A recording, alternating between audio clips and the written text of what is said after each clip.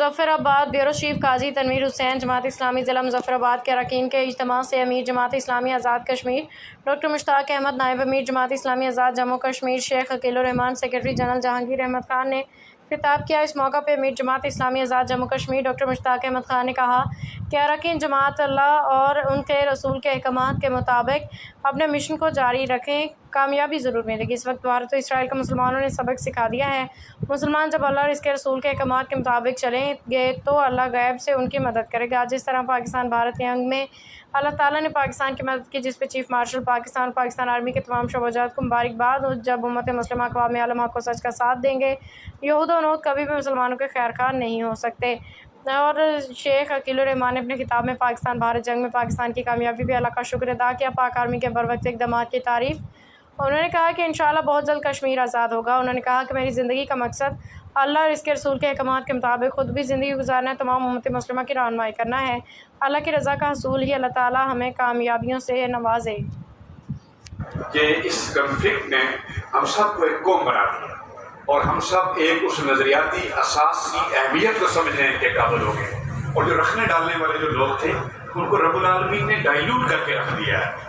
मैं जिस नज़र से देखता हूँ तो मैं दूसरा पढ़ रहा हूँ, मुझे उम्मीद है कि आप मुझसे भी ज़्यादा गहरी बसारत और बसीरत से अपने गिरदोनवा के नक्शे को आप देख रहे हो।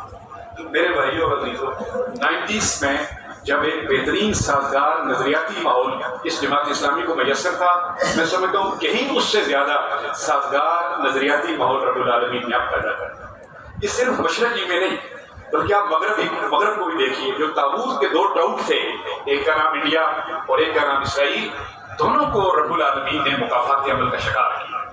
दोनों इस वक्त अल्लाह रब्बुल आलमीन की गिरफ्त में, और हमें अल्लाह से दुआ करनी चाहिए कि रब्बुल आलमीन मशरक़ से लेकर मगरब तक मिल्लत इस्लामिया को अरूज दे और ताबूत के इन डाउट्स को अल्लाह शिकस्त फाश से दोचार करे।